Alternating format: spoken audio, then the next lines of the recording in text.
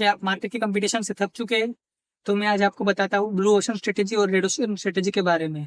बहुत सी simple language में। आपने बहुत सारे बिजनेसमैन को ये टर्म्स यूज करते हुए सुना होगा और आपको लगता भी होगा ये बहुत सारे बड़े टर्म्स है, लेकिन ये ऐसा कुछ नहीं है। ये बहुत सारे सिंपल लैंग्वेज में और सिंपल ही टर्म्स है।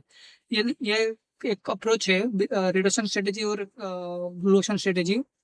पहले समझते हैं red ocean strategy. Red ocean strategy मतलब कि उसकी डेफिनेशन बोलूँ तो fighting in a crowded market just like sharks in water.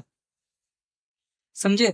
जैसे वो पानी में शार्क अपनी मछलियों के लिए फाइट करती है, वैसे ही कस्टमर्स के लिए कंपनियां फाइट करती है। उसका रियल लाइफ एग्जांपल है HUL, जो कि फाइट करती है अपने कस्टमर्स के लिए। शैम्पू सोप्स वगैरह सेल करती है और फाइट करती है।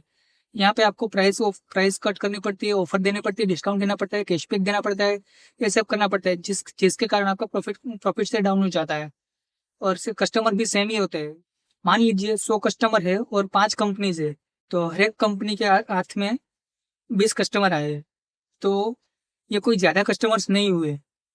तो यहाँ पे पांचों कंपनियां कंपटीशन करेंगी एक दूसरे के साथ कि ज्यादा कस्टमर्स पाने के लिए। तो इसमें उसको ऑफर्स देने पड़ेगी, डिस्काउंट देना पड़ेगा, ये सब कस्टमर को लुभाने के लिए नए नए तरीके देने पड़ेगा, एडवर्टाइज चलानी पड़ेगी। तो उससे कंपनी का प्रॉफिट से डाउन ही होता जाएगा। तो रेड ओशन स्ट्रेटेजी इससे कंपनी के लिए अच्छी बात नहीं होती है। और अब हम बात करते हैं ब्लू ओशन स्ट्रेटेजी के बारे में। Blue ocean strategy red ocean strategy से बिल्कुल अलग है। और जहाँ आप एक नया मार्केट स्पेस ही क्रिएट करते हैं, जो अपने कंप्यूटर को रिलेवेंट कर देता है। जैसे कि होटल बहुत सारी हुआ करती थी, लेकिन फिर भी ओयो होटल्स आया, ओयो आया और उसने नया मार्केट स्पेस क्रिएट कर दिया।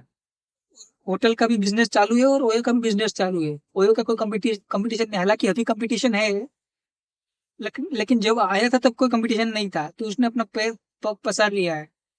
एक बोनस टिप आपको देता हूँ कि मार्केट में जब भी कंपनी नहीं आती है, तो अमूमन ब्लू ओशन स्ट्रेटेजी में ही काम करती है, ब्लू ओशन ही होता है उसके पास। लेकिन धीरे धीरे वो रेड ओशन में कन्वर्ट हो जाता है। तो उसको ब्लू ओशन में रहने के लिए अपने आप को इनोवेटिव रखना पड़ता है, तब जाके वो ब्लू ओशन में रह पाती है। और बहुत सा कम कंपनी ये कर पाती है। बस यही था। तो अगर आपको ये वीडियो अच्छा लगा हो तो लाइक शेयर और सब्सक्राइब कर दीजिएगा।